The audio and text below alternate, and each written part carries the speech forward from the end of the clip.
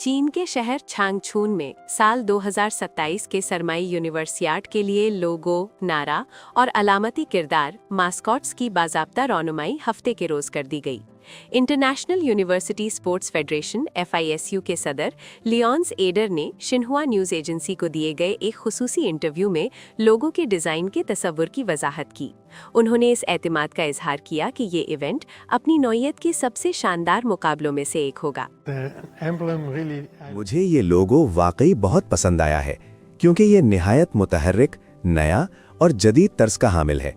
मुझे यकीन है कि तमाम लोग इसे ज़रूर पसंद करेंगे। इसमें यू सिर्फ यूनिवर्सिटी ही की नुमाइंदगी नहीं करता बल्कि इत्तेहाद को भी जाहिर करता है। इसके मुख्तलिफ रंग यहाँ के मुतहर्रिक शहर और सूबे की अक्कासी करते हैं। मुझे ये लोगो देखकर मुझे बहुत खुशी हुई है। मेरा पुख्ता यकीन है कि इस तरह के इवेंट्स एक दूसरे को बेहतर तौर पर समझने, ज़्यादा एतमाद और यकीन पैदा करने में मदद देते हैं। मौजूदा मुश्किल दुनिया में हमें इसी चीज़ की ज़रूरत है।